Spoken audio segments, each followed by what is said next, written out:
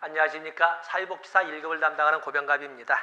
이번 시간에는 17회 사회복지사 1급 국가자격시험의 2교시 2영역 실전기술론의 기출문제 풀이를 진행을 하겠습니다. 그래서 기출문제라고 지나간 문제라고 보지 마시고 내년에 예상문제라고 생각하시면 됩니다. 자, 2영역이기 때문에 26번부터 50번까지 이렇게 나열되어 있습니다. 자, 첫 번째 문제를 보시면 26번에 정신역동 모델을 다뤘네요. 정신역동 모델의 개입과 개념과 개입 기술에 관한 설명으로 옳은 것을 모두 고른 해석의 목적은 내면 통찰행. 사실 통찰이란 영어 단어가 보다, 뭘 봐, 안에서 본다, 인사이트라고 되어 있는 거거든요. 때문에 심리 내면 세계를 분석하는 데 목적을 두고 있습니다. 그 다음에 훈수이라고 하는 것은 결국에 어떠한 내면 총탈을 통해서 밝혀진 것을 반복 숙달시킴으로써 클라이언트에게 각인이 되도록 하는 반복 숙달 과정을 말합니다. 과정은 반복, 정교와 확충 이런 3단계로 되어 있습니다만은 훈습은 모순이나 불일치를 직시하도록 원정하는 단일성 기법이다. 앞에가 맞았는데 틀린지 모른다 하더라도 뒤에 단일성이 아니라 반복 숙달 과정을 말합니다. 틀린 거고, 전이는 반복적이고 퇴행하는 특징을 한다. 전이는 클라이언트가 당사자가 인식했던 인식하지 못했던 간에 과거의 경험, 이게 이제 과거로 돌아간다는 것이 이전의 발달 단계로 돌아간다는 개념에서 퇴행이라는 관점이죠. 과거에 있었던 어떤 경험을 현재 눈앞에 있는 클라이언트, 현대 눈앞에 있는 사회복지사에게 전가하는 것을 전이라고 합니다. 이렇게. 그 다음에 자유현상을 시행하는 경우 주제와 관련 내용은 없지 않다. 아니죠. 자유현상은 클라이언트에게 떠오르는 것이 있다면 그게 긍정적이든 부정적이든 건설적이든 박이든 모든 것을 다 이야기해 보도록 하는 것을 자유연상이라고 합니다. 때문에 여기는 뭐 억제시키고 말 것이 없습니다. 그래서 답은 기억번, 디귿번이 되겠습니다. 27번에 보시면 음주문제와 가정불화로 직장에 적응하지 못해 의뢰된 클라이언트에게 심리 사회 모델을 적용할 때 그 개입 기법으로 적절하지 않은 것은, 자, 심리사회 모델의 개입 기법은 뭐 교재에 아주 상세하게 기존 교재 268페이지 아주 상세하게 3페이지에 걸쳐서 만들어졌습니다만은 거기에 보면 직접적 개입 방법으로서 7가지 지시하기 기법, 지지하기 기법, 그다음 환기법 2개라고 그랬죠. 환기법, 탐색묘사 환기법, 고찰법 3개라고, 고찰 3개라고 그랬죠. 과거가 현재 미친 영향을 보는 발달적 고찰, 인간 상황 고찰, 그리고 유형 역동 고찰, 이렇게 7개가 있고, 간접적 개입 기법으로서는 환경 조성이나 환경 조정, 그 외에도 뭐 의뢰나 구체적 서비스 제공 등을 들어볼 수 있다고 이렇게 언급을 했습니다. 음주와 관련된 감정을 표출해 보도록 한다. 자, 이것은 지지하기 기법 아니겠습니까? 편들어주는 기법이니까 지지하기 기법. 문제 해결을 위해 직접 충고하고 조언하는 것은 지시하기 기법이 되겠습니다. 클라이언트의 인지 오류와 신념책, 답은 3번이군요. 생각이 잘못된 것이 문제를 발생하니까 잘못된 생각만 바꿔주면 문제도 풀어진다. 이것은 정신역동 쪽이 아니라 인지 행동 치료가 되겠습니다. 직장 상사와의 갈등이 현재에 미친 영향을 본다. 직장 상사와의 갈등이 현재에 미친 영향을 보는 인간 상황 고찰이라고 하는 것이고, 유년기의 문제가 현재 행동에 미친 영향을 분석하는 것은 발달적 고찰이라고 합니다. 답은 뭐 3번이 되겠습니다.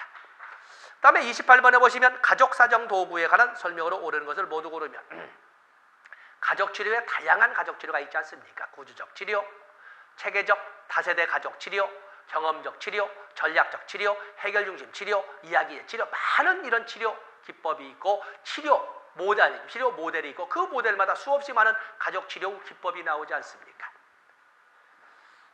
거기 보면 사정에 의해서 밝혀진 것을 바탕으로 개입 전략을 치료로 하게 되는데, 그때 치료를 하기 위해 사정을 낼 때 사정 도구에는 탐색적으로서 수직적 탐색과 수평적 탐색을 모두 생각해 볼 수가 있습니다. 생태도는 진행 과정과 종결 과정에서도 활용한다.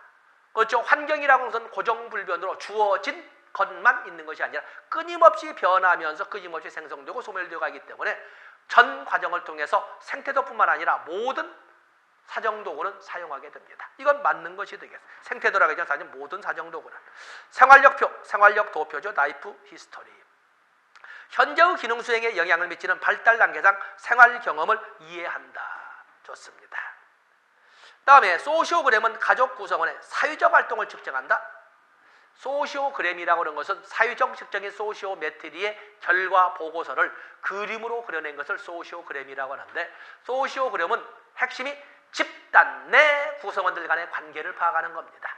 집단을 넘어서는 언급하지 않습니다. 그렇기 때문에 여기 가족 구성원의 아니라 가족 구성원 간 사회관계, 사회적 상호관계를 분석하는 것이 사회적 그램, 맞아 소시오그램이 되겠습니다. 디귿번은 틀린 거예요. 가족 조각은 가족 역동을 시각적으로 표현하여 구성원들 인식을 파악하는 도구이다. 좋습니다. 답은 디귿번은 틀린 거죠. 기억, 니은, 니. 좋습니다. 4번이 되겠네요. 29번에 보시면 집단 사회복지 실천의 집단 구성과 구성에 대한 설명으로 옳지 않은 것은 일반적으로 사회적 목표보다 치료 모델의 집단 규모가 더 작다. 사회복지 실천에서 집단 사회사업의 모형에는 사회적 목표 모델, 그리고 사회적 목표 모델, 그리고 치료 모델, 그리고 상호작용 모델이 있습니다. 사회적 목표 모델은 사실은 집단이라고 하지만 전체 구성원을 대상으로 합니다. 전체 구성원을. 그에 비해서 치료 모델은 문제 해결의 필요성을 가진 사람들만 가지고 설명을 합니다. 그러다 보니까 당연히 사회적 목표 모델은 보편적, 일반적 범위를 가지고 설명하는데, 치료 모델은 문제 해결 필요성을 가진 사람들만을 대상으로 하기 때문에 적용 범위가 좁을 수밖에 없는 겁니다. 맞는 것이 되겠지요? 다음에 아동 집단은 성인 집단에 비해 모임 시간은 더 짧게, 빈도는 더 자주 설정한다. 우리가 학교 수업을 보더라도 유치원 30분, 초등학교 40분, 중학교 45분, 고등학교 50분, 대학교 곱하기 3 이런 것처럼 나이가 들어가면 들어갈수록 소위 견디는 힘이 강할 수가, 심신상에 견디는 힘이 강하니까 이렇게 길게 하되 단지 띄엄띄엄 하죠. 그러나 나이가 어리면 올수록 시간은 짧게, 빈도는 작게 이렇게 하는, 빈도는 자주 이렇게 하는 것이 아주 효과적인 실천 기법, 방법이라고 합니다. 다음에 거기 보시면 집단 구성원의 동질성이 강하면 강할수록 성원 간 방어와 저항은 이건 국어 문제군요. 낮아질 수밖에 없는 거죠. 비슷한 사람끼리는 뭘 감추고 말 것이 얼마나 있겠어요. 답은 3번이 되겠네요. 4번, 5번 보시고 30번에 보시면 집단의 종결 단계에서 집중적으로 수행해야 하는 과업으로 적절치 않은 것은 집단의 종결 단계. 자, 이것을 누구의 발달 단계로든지 간에 일반적으로 보면 준비 단계, 초기 단계, 중간 단계, 종결 단계로 나누기도 하고, 노던과 같은 경우는 준비 단계를 접수 단계, 그리고 초기 단계는 오리엔테이션 단계, 그리고 중간 단계에서 탐색 및 시험 단계 및 문제 해결 단계 2개로, 그리고 종결 단계를 종결 단계 이렇게 나누기도 하고 다양하게 분류를 합니다. 자, 근데 종결 단계를 물어본 거거든요. 집단 의존성은 당연히 중간 단계에서 피크를 이뤘다가 종결 단계로 가면서 의존성은 낮아져야 되겠지요. 그 다음에 의료의 필요성 검토. 의료의 필요성은 접수 단계에서 해야 되는데 잠시 놔두겠습니다. 의료의 필요성. 왜냐하면 목표 달성 여부도 확인하지만 그 개입의 결과를 그대로 지속시킬 것인가, 아니면 더 높은 단계로 발전적으로 이끌어가기 위해서 또 다른 기관에 소개할 것인가, 의료를 할 것인가 하는 문제도 종결 단계 돼야 될 문제거든요. 그렇기 때문에 1차적으로 보면 접수 단계인데 라고 하지만 또 다른 단계, 왜냐하면 오늘날 실천 과정은 실천의 과정 ING의 개념으로 되어 있지 방점의 개념으로 되어 있지 않거든요. 그래서 자, 이건 놔둬보시고 변화 노력을 일반화시킬 것인가, 아니면 특정화시킬 것인가, 구성원 간 피드백을 교환할 것인가 아닌가, 또 집단 성원 간 공통점과 차이. 여기 나와 있군요. 함정은 2번이고 답은 5번이 되겠어요. 준비 단계에서 집단을 형성할 적에 집단 구성원들을 동질 집단으로 만들 것인가, 이질 집단으로 만들 것인가 하는 것은 준비 단계에서 결정되는 거거든요. 그래서 언뜻 보면은 의료도 그리고 동질성, 이질성, 확인도 다 단계지만 의의가 없는 것은 5번이 되겠어요. 함정은 2번, 답은 5번이 되겠습니다. 다음에 31번으로 넘어가 보시면 집단 사회복지 실천 기술에 대한 설명으로 옳은 것은 집단 과정의 명료화 기술은 성원들이 어떻게 상호작용하는지를 인식하도록 돕는 기술이다. 자, 여기는 이론 시간에 설명하지 않는데 놔둬보시겠습니다. 사회복지사와의 의사소통을 집단 성원들 간 의사소통보다 중시해야 된다. 이것은 전통적인 전문가 중심의 워커 중심의 시대에는 사회복지사와의 의사소통이 중요했지만 오늘날에는 클라이언트 중심의 시대, 집단 구성원 스스로가 이끌어갈 수, 요즘 스스로 자기결정을 강조하지 않습니까? 때문에 이것은 바뀌어졌다라고 볼 수가 있겠습니다. 사회복지사는 특정한 집단 과정에 선택적으로 반응해서는 안 된다. 사회복지사는 집단 사회사업을 이끌어갈 때 집단 성원들에게 보편적으로 적용될 수 있는 실천도 하지만 수성원 개별적으로도 적용해야 될 선별적 선택적 적용도 해야 되는 것입니다. 이것도 틀린 거죠. 직면은 집단 초반의 구성원의 참여를 촉진하는 기술이다. 집단 초반의 구성원의 참여를 촉진하는 것은 레포 형성이라고 합니다. 직면이라고 하는 것은 이전의 언행과 모순점이 있을 때, 그렇기 때문에 사실은 직면은 중간 단계에서 쓰는 겁니다. 중간 단계에서. 집단 목표는 집단 과정을 통해 성취되므로 처음부터 설명할 필요가 없다. 아니죠. 집단의 목표는 얼만큼 상세하게 구체적으로 하느냐 정도는 다르지만 준비 단계에서도 언급이 돼야 되고, 그리고 초기 단계에서 상세하게 접근해야 되고, 이렇게 목표는 끊임없이 확인을 하면서 점검하는 거거든요. 이 중에 하자가 없는 것은 1번이 되겠어요. 32번에 보시면 인지행동 모델의 계획기법에 관한 설명으로 옳지 않은 것은, 인지행동 모델은 앨리스의 알리비티나 아니면 아론 백의 인지치료가 되겠는데, 생각이 잘못되어서 문제가 발생하는 것이다. 잘못된 생각만 바꿔줄 수 있다면 문제는 치유될 수 있다 라고 접근하는 것이 이게 되지 않겠습니까? 행동 형성 또는 행동 조형 또는 행동 조성이라는 쉐핑 비헤비어라고 하는 것은 어떠한 달성하고자 하는 행동을 상세하게 여러 단계로 세분화해서 조금씩 점진적으로 달성해가는 이런 기법을 행동 조형 기법인데, 최종 목표의 행동을 달성해서 끊임없는 칭찬을 통해서 이끌어가는 거거든요. 더 잘할 수 있도록 하는 것을, 잘하고 있는 일을 더 잘할 수 있는 것을 강화라고 하지 않습니까? 그러다 보니까 행동 형성은 강화의 원리에 따릅니다.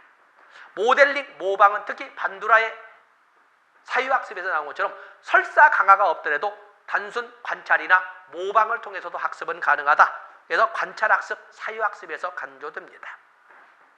경험적 학습에서는 인지불일치 원리가 강조된다. 뭔가 인지불일치를 통해서, 그렇기 때문에 맞았던 문제보다 틀렸던 문제가 오래 기억이 되는 것은 인지부조화 이론으로 설명할 수 있는 거거든요. 그래서 여기 보면 경험적 학습에는 인지불일, 내가 생각했던 거와는 다르네? 라는 것이 있을 때 속상하고 짜증나고 그것이 또 기억이 되는 거죠. 학습이 되는 겁니다.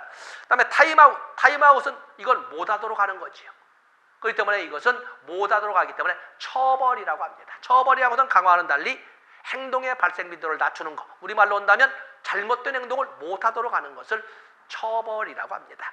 그래서 타임아웃은 정적 강화 원리를 이용하는 것이 아니라 이것은 부적은 뭔가를 뺏어버림으로써 기회를 제거시키고 마이너스 시킴으로써 못하도록 한다 해서 마이너스 시키는 것은 부적이라고 하는 부적 처벌의 원리를 적용하는 것입니다. 체계적 달감법, 체계적 둔감법이라고 그러는데, 행동 수정에는 두 가지가 있습니다. 고전적 조건화설을 가미한 바탕으로 한 체계적 둔감법이나 또는 주장적 훈련이나 혐오 치료나 이런 등등의 방법이 있는가 하면은 스키너의 조작적 조건화설을 바탕으로 하는 행동 수정 이론, 상표 제도라든지 행동 계약이라든지 행동 형성이라든지 이런 방법들은 스키너의 조작적 조건화설을 반영한 것입니다. 체계적 달감법은 바로 고전적 조건화설에 근거를 하고 있습니다. 자, 여기도 여러분도 기존 교재 270페이지에 보면 다 상세히 나와 있습니다. 답은 4번이 되겠어요. 33번 문제를 보시면 사회복지 실천 모델에 대한 설명으로 옳은 것을 모두 고른 것은, 인파워먼트 모델, 역량 강화 모델, 권한 부여 모델에서는 클라이언트를 일방적인 수혜자로 인식하지 않습니다. 일방적인 수혜자는 제공자와 수혜자는 수직적 관계인데, 이제는 역량 강화 모델에서는 사회복지사와 클라이언트를 동반자적 관계로, 파트너십의 관계로 보기 때문에 대등한, 그래서 제공자와 소비자, 제공자와 이용자의 관계로 보지 제공자와 혜택을 받는 사람으로 수직적 관계로 보지 않습니다. 맞는 것이 되겠죠. 과제 중심 모델은 펄먼의 문제 해결 요소에 영향을 받는다. 자, 이것도 제가 이론 시간에 설명하지 않았지만 같이 교재에다 첨가를 해놓으시면 좋겠어요. 유기개인 모델은 클라이언트의 과거를 탐색하는 데 우선순위를 두지 않는다. 과거를 탐색하는 데 우선순위를 두는 것은 정신역동 모델인 것이고, 유기개인 모델은 1차 순위를 어디다 둬요? 궁극적인 것은 증상의 제거라고 하겠지만 1차 목적은 위기 발생 이전 상태로의 조속한 복귀에 두는 겁니다. 그렇기 때문에 과거 탐색을 하지 않고 현재에 초점을 두고 제한된 목표를 가지고 위기 발생 직후에 조속한 적극적인 개입을 강조하는 것이 바로 이게 되겠어요. 다음에 클라이언트 중심 모델에서는 사회복지사의 권위적 역할이 강조된다?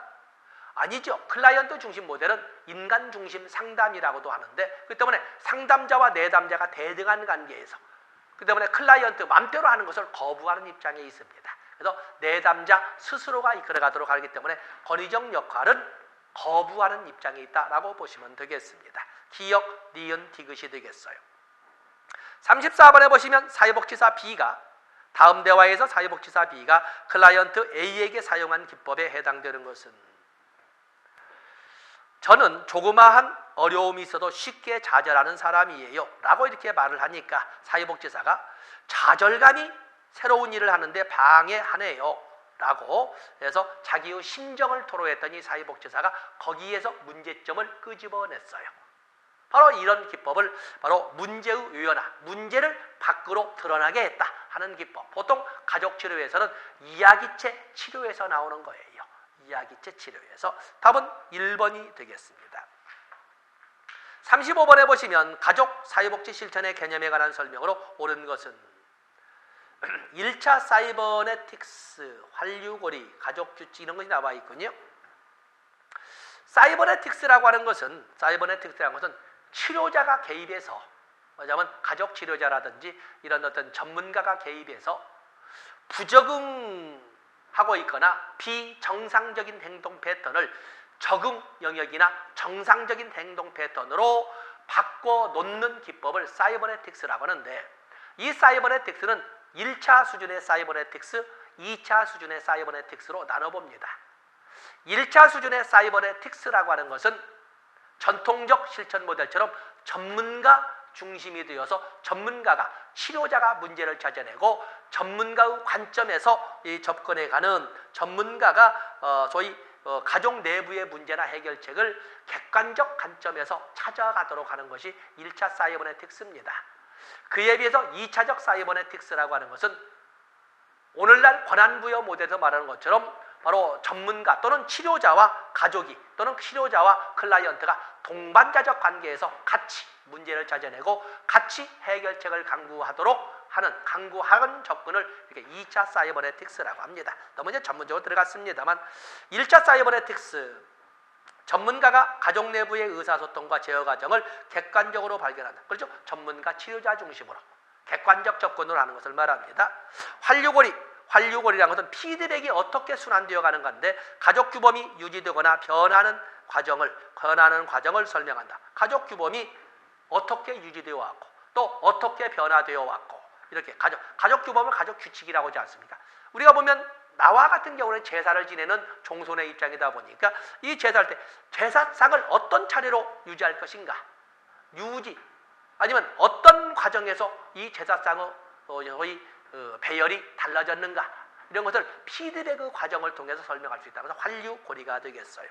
가족 의사소통, 보통 경험적 가족치료에서 가족 의사소통이 나와 있는데, 특히 사티어의 의사소통 나오지 않습니까? 그러다 보면은 내용 기능이 관계 기능보다 더 중요하다. 가족 의사소통, 바로 가족 의사소통, 커뮤니케이션이라고 하는 것은 내용도 관계도 다 중요하죠. 어느 것이 더, 어느 것은 덜, 이렇게 표현할 수 있는 것이 아닙니다. 이렇게 표현하는 것은 우리가 충분히 당연히 존재한다고 봅니다. 가족 규칙, 가족 규범이라고 그러죠. 암묵적 규칙은 역기능적 힘으로 제거되어야 된다? 아니죠. 가족 구성원들이 공유하는 규칙이나 규범에는 명시적으로 적어놓은 것도 있겠지만 대부분의 가족 규범은 바로 암묵적으로 대부분 존재합니다. 그래서 이건 꼭 역기능이라고 설명하지 않습니다. 다음은 기역번, 니은번이 되겠어요. 36번에 보시면 해결 중심 모델에 대한 설명으로 옳지 않은 것은, 해결 중심 모델, 보통 우리가 그냥 해결 중심으로 교차되어서 기존 교재에서는 해결 중심 모델과 해결 중심 단기 가족 치료를 그냥 같이 묶어서 해결 중심 단기 가족 치료로 봤습니다만은, 해결 중심 단기 가족 치료는 전략적 모델처럼 문제의 원인이 무엇이며 문제의 본질이 무엇인을 따지지 않고 문제의 현실적이고 실질적인 해결 방법 강구에 초점을 둔 거였어요. 그래서 이 해결 중심 모델의 특징은 특히 클라이언트의 정신 건강을 강조하면서 클라이언트의 입장, 견해, 클라이언트의 강점에 액센트를 둡니다. 그러다 보니까 클라이언트마다 각기 다를 수밖에 없잖아요. 그렇기 때문에 누구나 그러하듯이 똑같이 하는 이론적 규범적 접근이 아니라 탈이론적 탈규범적 접근이라는 특징을 가지고 있습니다.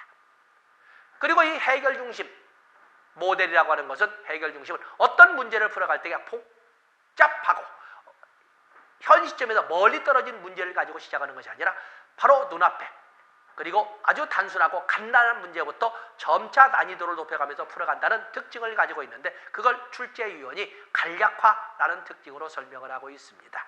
그런가 하면 현재의 바람직한 상태의 구현뿐만 아니라 보다 발전적인 미래도, 그래서 해결 중심 모델은 현재와 미래의 지향, 미래까지 넣어서 현재와 미래 지향이라는 말을 씁니다. 그리고 오늘날에 당연히 오늘날 실천 모델은 모두 사회복지사와 클라이언트 간의 협력적 관계를 강조하지 않습니까? 그리고 또 다 똑같은 특징으로 정리를 했습니다.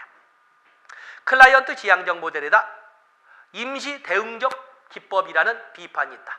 왜냐하면 문제의 본질이나 문제의 원인을 찾는 것이 아니라 발등에 떨어진 불을 끄는데 실용적 기법을 접근하기 때문에 그때그때 임시 대처에 능하다, 이렇게 비판을 받는 거거든요. 본질은 모르면서 그냥 눈앞에 있는 것만 이렇게 해서 비판하는데, 글쎄 그것이 꼭 비판점이라 할 수 있는지는 또 생각을 해봐야 되겠지만, 임시 대응적 기법이라는 비판이 있다.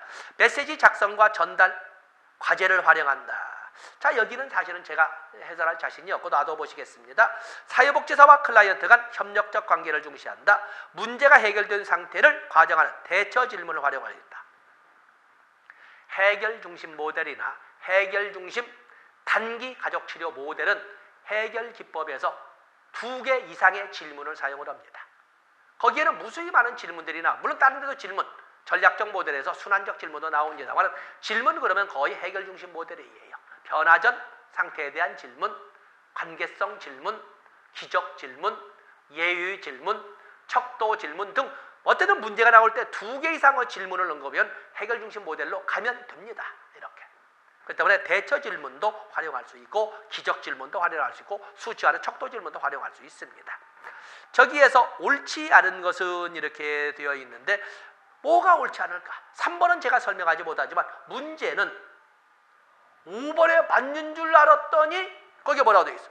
문제가 해결된 상태를 가정하는 질문, 대처 질문이라고 하는 것은 어떻게 클라이언트가 문제를 헤쳐나왔는지에 대한 질문은 대처 질문인데, 여기처럼 문제가 해결되었다고 본다면 이렇게 나가는 것은 어떻겠어요? 어떤 생각이 들겠어요? 이런 것은 기적 질문이라고 하는 겁니다. 그래서 아주 교묘하게, 그래서 실천 기술로를 출제하신 분은 상당히 이렇게 고민을 많이 하신 그런 분이셨겠다, 이런 생각을 해봅니다. 그래서 다 맞는데 3번에 대해서는 제가 기존 교재에서 언급을 안 했지만 체크해 주시고, 바로 5번에 교묘한 함정이 있었다는 거, 이런 함정을 피해가는데 좀 우리가 좀 지성을 들여야 되지 않느냐, 이렇게 봅니다.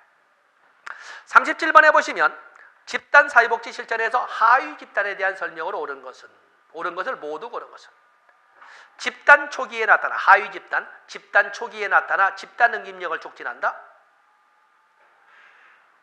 하위 집단은 보통 우리가 집단 발달 단계에서 준비 단계, 초기 단계, 중간 단계, 종결 단계로 할 적에, 그걸 노던의 발달 단계로 분류해보면 준비 단계는 접수 단계, 다음에 초기 단계는 처음 만남의 단계이기 때문에 아직은 하위 집단이 만들지 않은 오리엔테이션 단계, 긴장과 불안이 높은 단계, 그리고 중간 단계에 가서 2개의 단계로 노던은 제시를 했는데, 바로 탐색 및 시험 단계, 문제 해결 단계, 하위 집단이 만들어지는 단계는 탐색 및 시험 단계가 되겠어요. 집단 내에서 집이 가깝다고, 아니면 2호선을 탄다고, 아니면 술 좋아한다고, 그냥 이렇게 해서 만나는 소집단들이 만들어지는데, 이게 바로 하위 집단이라고 시험용어로는 집단 응집력이 형성되었다고 합니다.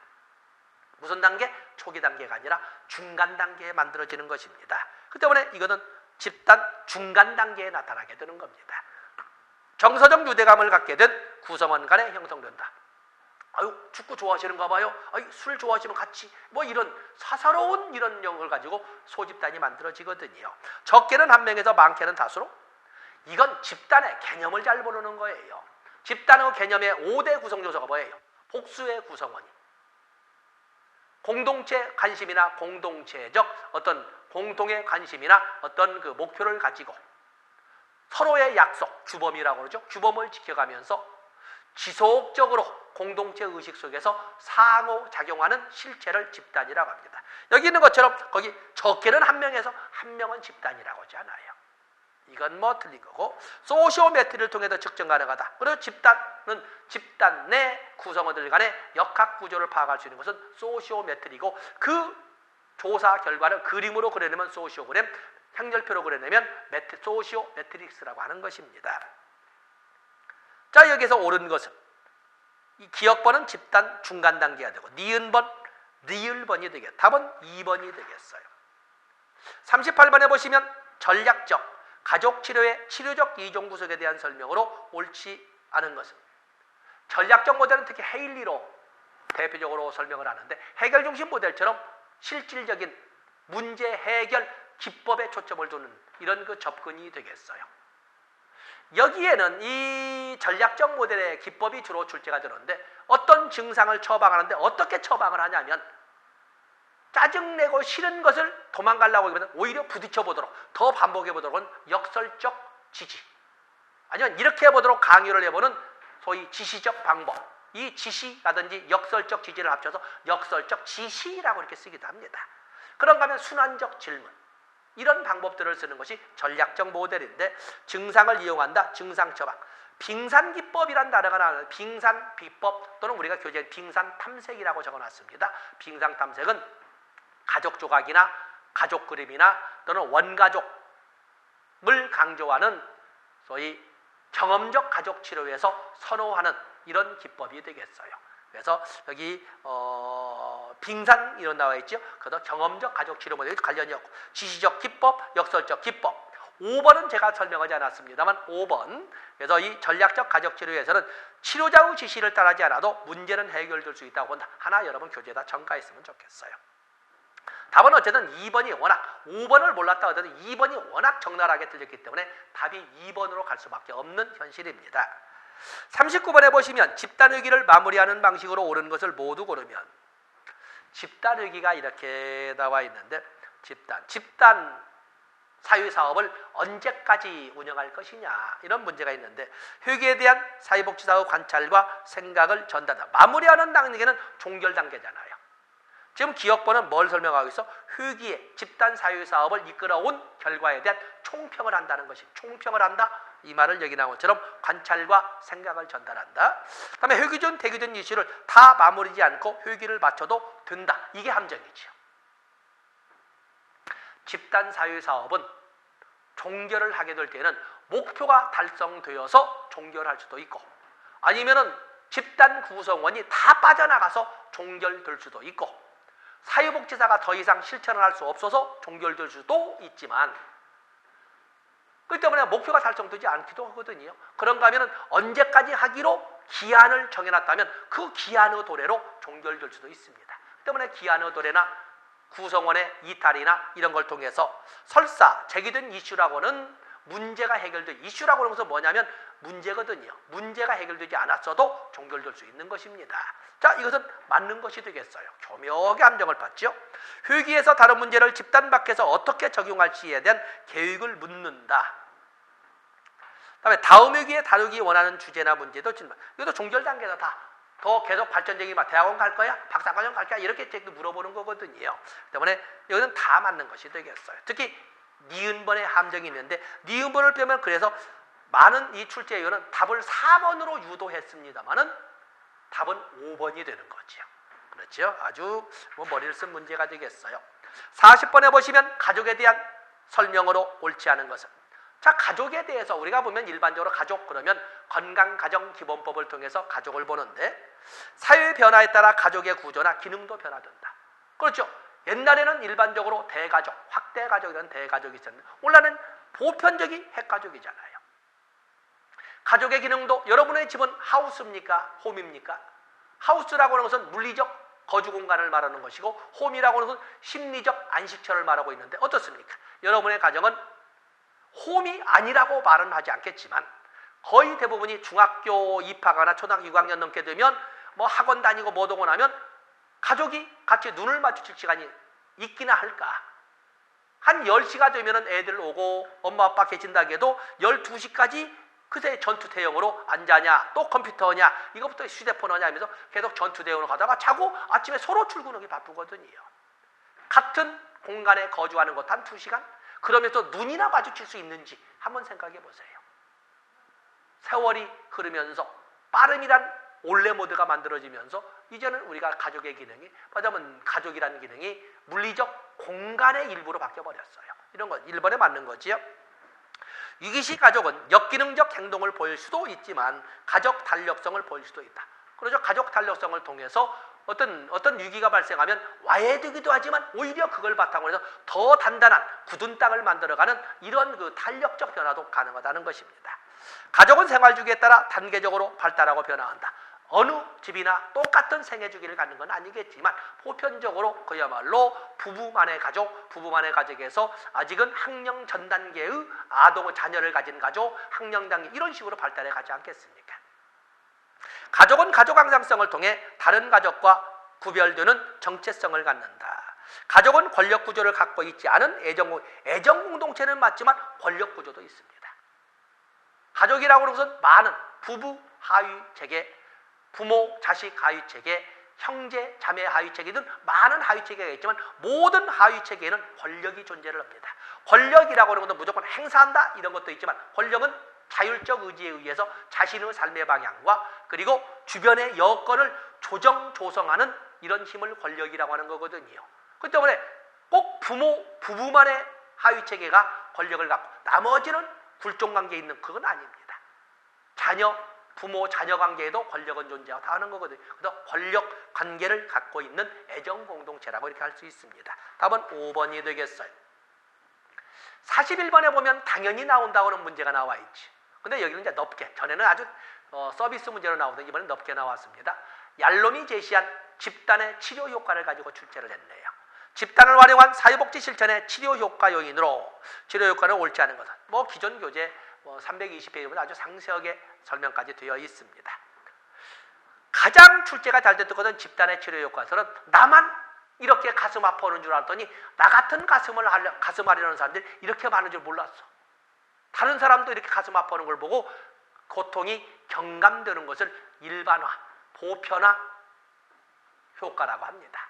그런가 하면 지금까지 내가 이렇게 가슴 아픈 것은 사람들은 맨날 비판이 나오고 그러니까 하면서 혼만 내고 하물며 형제자매만 해도 비꼬는 눈으로 보더니 이 집단에 들어왔더니 나의 아픔을 가지고 위로해주고 사회적 지지, 이타주의적 관로죠. 사회적 지지도 하고 그리고 이걸 바탕으로 해서 나에게 그 억울하고 답답한 감정을 풀어내기도 했어. 어디 가서 울 자리도 없었던 나를 하여금 그야말로 펑펑 우는데 끌어안아주기도 하고.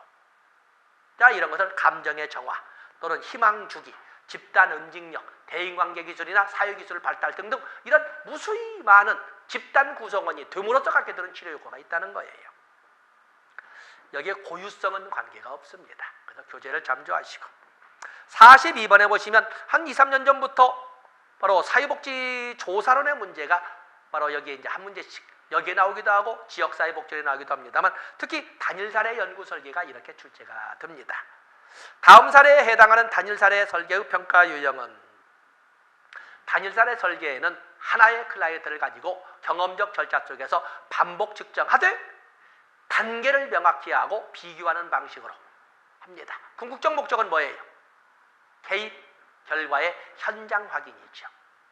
대표적인 특징은 통제 집단, 즉 비교 집단이 없어도 실행이 가능한 것이 단일 사례 연구 설계인데 대인관계 문제로 어려움을 겪던 재훈이와 수지는 사회성 측정 후 사회기술 훈련에 의뢰되었다. 재훈이는 곧바로 사회기술 훈련을 시작하여 사회성의 변화 추이를 측정해 오고 있으며 수지는 3주간 시간차를 주고 3주 후에 사회기술 훈련을 시작하면서 변화 추이를 관찰했다. 자, 여기는 개입, 사유기술훈련이죠. 개입을 누구에게 했어? 재훈이와 그리고 수지에게 각각 하되, 재훈이와 수지는 또 시간 간격으로 3주 차이를 두고 사유기술훈련을 접목시켰어요. 하나의 개입이라고는 사유기술훈련을 2개의 기초선에 접목한 거거든요. 바로 이것을 다중기초선 설계, 복수기초선 설계라고 합니다. 그래서 자, 이것도 조사론에 저는 언급을 했습니다만은 어쨌든 145쪽을 통해서 여러분들이 상세한 내용을 또 특징을 정리하시면 됩니다. 답은 4번이 되겠어요. 43번에 보시면 구조적 가족치료 모델로 개입하기에 적절하지 않은 것은, 구조적 가족치료는 가족 구조를 강조하면서 가족 문제 해결을 뭐라고 하냐면 가족 구조의 재구조화라고, 가족 구조의 재구조화를 구체적으로 가족 구성원들 간 경계선에 명확하라고 이렇게 설명을 했어요. 물론 내가 임상을 하지 않았기 때문에 가족 치료의 현실감을 가지고 설명하지는 못하지만 한번 보겠습니다. 아픈 어머니, 철없는 아버지 대신 동생에게 부모 역할을 하는 맏딸의 문제, 비난형 아버지, 감정 표현을 통제하는 어머니 영향으로 자기 감정을 억압하는 아들의 문제, 할머니와 어머니의 양육 방식이 달라서 혼란스러운 자녀의 문제, 부부 불화로 아들에게 화풀이를 하자 반항 행동이 증가된 아들의 문제, 밀착된 아내와 딸이 남편을 밀어나여 소유감을 느끼는 남편의 문제. 자, 여기에 보시면은 혼자 독립할 수가 없는, 그야말로 동생에게 밀착된 경계선을 가진 맏딸. 또 그런가 하면 3번과 같은, 자, 어떤 경우 여기에 보면은 특히 자기 감정을 억압하지 못하는 것은 구조적 가족 치료가 아니라 정신 역동 모델을 사용하는 것이 되겠어요. 그래서 굴게 하면 이제 말장난 되니까 어쨌든 여기는 답. 자기 감정을 억제하지 못하는 아들의 문제는 내면 역동 세계를 분석함으로써 그야말로 풀어갈 수 있는 정신 역동 모델로 접근해야 된다. 이렇게 보겠어요. 그래서 거기 보시면 정신 역동 모델 아니면 거기 보면 뭐라고 되어 있어? 비난형 아버지, 감정 표현을 통제하는 어머니. 그렇다면 의사소통, 커뮤니케이션이 잘못된 거잖아요. 그렇다면 경험적 가족 치료를 통해서 바람직한 의사소통 방향으로 유도를 해야 돼요. 그렇기 때문에 2번과 같은 경우에는 구조적 가족 치료, 가족 구조 후 재구성 문제보다는 의사소통의 조성을 통해서 풀어가기 때문에 경험적 가족 치료 또는 내면 감정 세계를 표현한다면 정신역동적 가족 치료로 접근하시면 되겠어요. 답은 2번이 되겠습니다. 44번에 보시면 가족 실천 기술과 예시의 연결로 옳은 것을 모두 고르면, 각각의 가족 치료 모델 중에 모델마다 수없이 많은 이런 그 개입 기법이 나와 있는데, 합류하기, 하기는 구조적 가족 치료 모델이라고 했죠. 합류하기라고 하는 것은 치료자가 가족 구성원의 일원이 되어서 같이 생활하거나 가족 구성원들의 생활 패턴에 맞춰가면서 언행을 하거나 생활 패턴을 맞춰가는 것을 합류하기라고 합니다. 사회복지사가 가족의 말투나 몸짓을 따라한다. 바로 이것은 합류하기죠. 관계성 질문, 이건 해결 중심 단기 가족 치료에 나오는데 관계성 질문, 기적 질문, 대처 질문, 척도 질문, 병원 이런 등등의 이런 질문들이 있는데, 관계성 질문은 클라이언트와 밀접한 관계에 있는 사람에 대한 질문, 다른 사람에 대한 질문을 관계성 질문이라고 합니다. 어머니가 여기 계신다고 가정하고 제가 어머니께 당신의 문제가 해결되면 무엇이 달라지겠냐고 묻는다면 어머니는 뭐라고 할까? 어머니에 대해서, 어머니의 심리에 대해서 물어봤거든요. 이것은 관계성 질문이 맞겠어요. 다음에 경계 만들기, 하기, 관계 만들기, 균형 깨뜨리기, 이런 것들은 모두 구조적 가족 치료 모델에 나오는데, 경계 만들기라고 하는 것은, 이것은 경계가 너무, 가족 구성원과의 경계가 너무 애매모호하거나 아니면 너무 경직되어 있거나, 말하자면 분리된 경계선, 밀착된 경계선 일적에 이걸 조정함으로써 명확한 경계선으로 만드는 것이 경계 만들기가 되겠는데, 부모와 딸의 갈등 상황에서 딸에게 부모의 과도한 통제를 관심과 염려의 의미로 인식하겠다. 이건 어찌 보면 실전 기법으로선 제 명명이죠. 아다르고 어다른 것처럼 정신없이 뛰어다니는 보고 정신사납다라고 표현하기보다는 참 저놈 건강하네 이렇게 표현하는 방식 아니겠습니까? 엄마가 맨날 딸을 간섭해요. 과도한 통제라고 표현하는 것은 아니야. 엄마가 그만큼 너한테 관심이 있으니까 그러는 거야. 이렇게 만들어주는 것은 경계 만들기의 개념이 아니라 상호작용 수정하기 기법이 되겠습니다. 디귿번은 틀린 것이 되겠습니다. 경계 만들기는 명확한 경계선을 분리듯 너무 이완듯 아니면 지나치게 밀착된 경계선을 명확한 경계선으로 만드는 것은 경계 만들기고 이런 것처럼 의미, 재해석이나 재명령은 바로 관계를 수정하기, 상호작용 수정하기가 되겠어요. 틀린 거고. 균형 깨뜨리기. 지나치게 편중된 불균형이 있다면 그 균형을 깨뜨리기 위해서 치료자가, 사회복지사가 그야말로 언제나 찌들어 있는 구성원의 편에 서서 균형을 어느 정도 다시 조성하는 것을 균형 깨뜨리라고 합니다. 지배적인 남편과 온순한 아내 사이에서 사회복지사 누구 편을? 바로 온순한 아내 편을 들어서 기울어진 불균형을 균형 상태로 이끌어가는 것을 균형 깨뜨리라고 이렇게 설명을 합니다. 답은 기역, 니은, 디귿이 기역, 니은, 니을 답은 4번이 되겠어요. 45번에 보시면 인지행동 모델의 설명으로 옳은 것은 자, 인지행동 모델은 생각이 잘못되어서 문제가 발생하는 것이다. 잘못된 생각을 고쳐줄 수만 있다면 문제행동은 치유될 수 있다. 그 방법은 구조적이고 교육적 접근하는데 대표적으로 앨리스의 알리비티의 A, B, C, D, E 전략을 사용할 수 있다. 이렇게 우리가 간략하게 설명할 수 있습니다. 교재본 자세히 나와 있습니다. 인지행동 모델에 옳은 것, 탈이론적이다. 아까 탈이론적이고 탈규범적이다 라고 하는 것은 해결 중심 모델에서 사용하는 대표적인 특징이에요. 비구조화된 접근을 한다. 인지행동 모델은 구조적이면서 교육적 접근을 합니다. 주관적 경험과 인식을 중시한다. 그렇죠. 생각이라고 하는 어떤 사건이나 어떤 현상에 대한 인지, 사고, 생각, think, 신념 이런 것은 사람마다 다르다는 것을 인정해야 되죠. 사람마다 다른 것은 개인적 또는 주관적 경험을 강조한다. 이렇게 설명할 수 있습니다. 클라이언트가 적극적으로 이렇게 능동적으로 참여를 합니다. 클라이언트의 무의식적 언행에 초점을 둔다? 아니죠. 이 초점을 두는 것은 여기는 다양한 무의식적이 아니라 그야말로 명확한 구조적 직접적 접근을 통해서 여기 때문에 무의식적이라고 하는 정신격동 모델에서 사용하는 것이 되겠어요. 오늘날 현대적인 가족치료나 심리치료에서 무의식적이란 말은 쓰지 않습니다. 그래서 옳은 것은 답은 3번이 되겠어요. 교재에 보시면 아주 상세한 특징들이 나열되어 있고 첨부 자료 같이 탑재했습니다. 46번에 보시면 세대 간 반복되는 문제를 해결하기에 가장 적절한 기법. 자, 다음 사례에서 세대 간 반복되는 문제, 이혼 이후 대인 기피와 우울 증세가 있는 클라이언트의 가계도를 통해 원가족을 살펴보니 이혼과 우울증이 두 번, 윗대에서도 이혼, 그 윗대에서도 이혼이 집안의 내력이에요. 그리고 그로 인한 것인지 아닌지 모르지만 그냥 다 대대로가 다 우울증에 걸려 있어요. 클라이언트는 어머니와 밀착적이면서 갈등적이고 어머니에 비해서 딱 달라붙어 살면서도 갈등이 심하고 그러면서 또한 딸과도 친정 어머니와도 가깝게 있으면서 맨날 싸우고 그러면서 또 딸과 밀착된 경계선을 가지고 있는 거예요. 이럴 적에는 어떻게 해야 돼? 구조적 가족치료에서 경계선을 명확히 하거나 아니면 보앤의 다세대 가족치료 모델, 여기는 6세대니까 당연히 구조적 모델이 아니라 보앤의 다세대 가족치료 모델을 적용하겠죠. 그 해결 기법은 뭐야? 미분화된 가족 자아로부터 명확한 경계선과 같은 자아 분화를 이루면 된다는 거예요.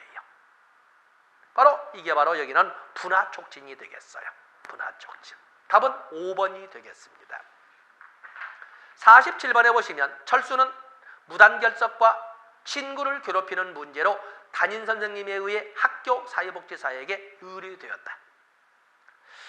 철수와 후 상담을 과제 중심 모델로 진행할 때 그 개입 방법에 해당되지 않는 것은 거기면 과제 중심 모델이란 말이 나와 있죠. 과제 중심 모델은 1972년에 네이드와 에슈테인에 의해서 정신분석적 장기 치료에 대한 비판으로 등장한 겁니다. 정신분석 기법에 대한 비판이에요. 정신분석은 언제나 치료자가 뭐라고 그래? 기다려보세요.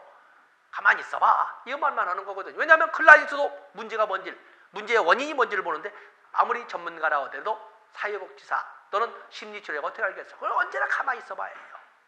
그런데 과제중심 모델은 당사자도 전문가도 모르는 문제가 아니라 명확한 문제만 가지고 예리한 초점 또는 표정 문제라고 합니다. 그것만 가지고 과거 물어보지 않고 현재의 경험만 가지고 그리고 시간 정해놓고 이렇게 하는 거거든요.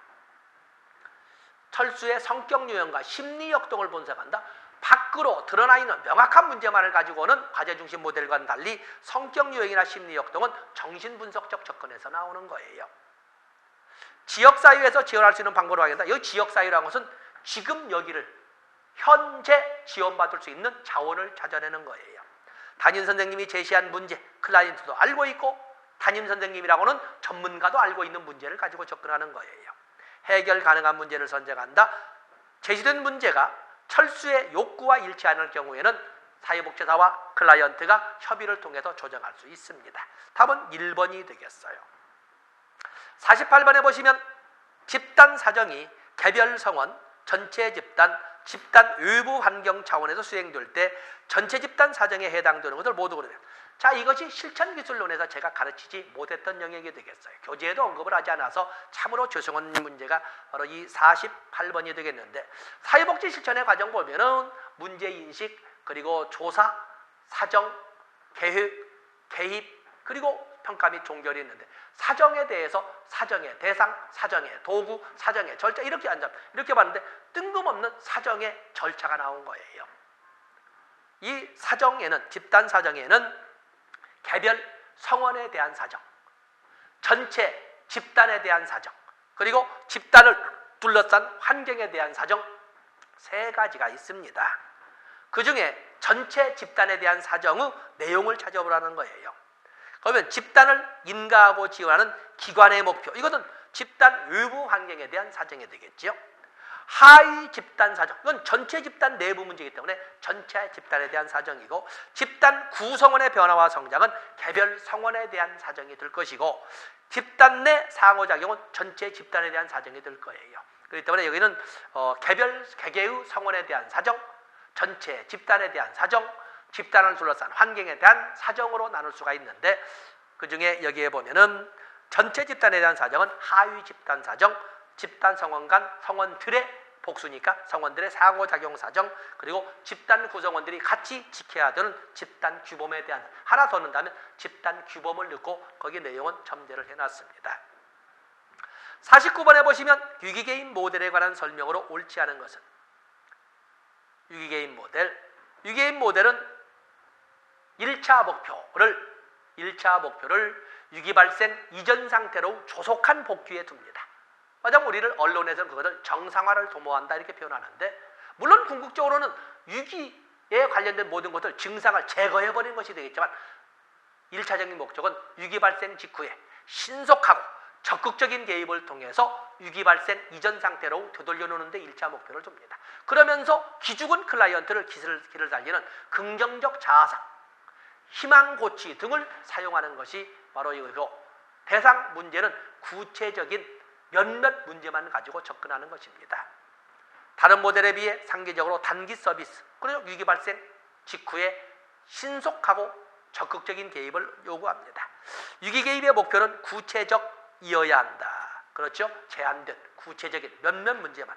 위기에 대한 반응보다 위기 사건 자체 해결에 일체 목표를 둔다? 아니죠. 위기 발생 직후에 민감한 반응을 보여서 조속히 적극적으로 이 개입하는 것을 원칙으로 하지, 문제 자체, 위기 자체의 제거나 증상을 1차 목표로 하지 않습니다.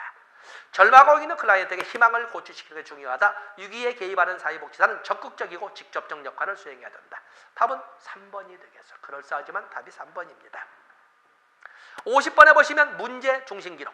우리가 기록에서는 유형으로 출제될 때 기록론에서는 문제, 맞으면 기록론에서는 기록의 유용성에서 문득 나오고, 그리고 나서는 기록의 유형으로 문제 중심 기록, 요약 기록, 과정 기록, 예의적으로 이야기체 기록 등을 따지고 있는, 주로는 과정 기록을 출제를 했었죠. 그런데 여기에서는 문제 중심 기록의 방법은 다양한 방법이 있지만 그 중에 대표적으로 쓰는 것이 비누 기법, SOAP라고 하는 소프 기법을 사용을 합니다. 서브젝티브 인포메이션 주관적 정보, 그리고 오브젝티브 인포메이션 객관적 정보, 그리고 주 객관적 정보를 바탕으로 이끌어가는 잠정적 개입 전략의 수립이라는 아세스먼트 사정, 그리고 사정을 바탕으로 하는 구체적인 개입 전략 수립해서 계획, 이렇게 해서 플랜이 나오는 거거든요. 자, 이것을 차례대로 연결해 보시오. 질문에만 겨우 답하고 눈물을 보이며 시선을 제대로 마주치지도 못함. 시선을 제대로 마주치지도 못하는 것은 어느 누가 봐도 쟤 왜 그래? 라고 객관적, 어느 누가 봐도 고개를 끄덕거리는 상황이니까 이건 객관적. 쟤는 그냥 너무 순한가 봐. 눈도 못 마주쳐. 그러면 누구나 그러네 라고 할 수 있는 객관적 정보. 저는 이 문제를 해결할 수 없어요. 저를 도와줄 사람도 없고, 그건 네 생각이고 너는 그렇게 생각하지만 다른 사람은 실질적으로 우리가 사회생활을 하면 내가 극한의 어려움에 가까워진 것 같은 누가 나를 도와? 전혀 예상치 못한 사람이 내 등을 받쳐주고 있거든요. 그래서 네가 생각할 때는 그럴지 몰라도 그건 주관적 정보예요. 서브젝티브 인포메이션. 다음에 우울증 검사와 욕구에 따른 인적-물적 자원 연결이 필요한 뭔가를 구체적으로 필요하다라고 결론이 내려졌으면 계획을 수립했다는 것이 되겠어요. 다음에 자기 효능감이 저하된 상태로 지지체계가 빈약함, 분석 후 결과가 나온 거예요. 그 때문에 이것은 아세스먼트가 되겠어요. 그래서 이제 그것을 차례대로 해서 SOAP에서 주관적 정보, 니은, 객관적 정보, 기억. 다음에 아세스먼트는 주 객관적 정보를 분석했더니 눈도 못 맞추고 자신이 없어하고 볼 적에 뭔가 사회적 지지체제가 빈약하다고 결론이 떨어지네. 아세스먼트. 그렇다면 어떻게 해야 돼? 자원 연결이 필요해 라고 하는 플랜이 나오는 거예요. 그래서 니은, 기억, 리을, 디귿. 니은, 기억, 리을, 디귿. 답은 4번이 되겠어요. 자, 이렇게 해서 우리는 17회 국가 자격시험 2교시 2영역 실전기술론의 기출문제를 분석했습니다. 그냥 넘어가지 마시고 바로 책 펴서, 교재 펴서 그 체크되었던 영역에 크게 색연필이나 이렇게 해서 표시해 놓고 하면은 기억력이 훨씬 더 길게 갈 수 있습니다. 자, 이 시간 여기까지 하겠습니다. 고맙습니다.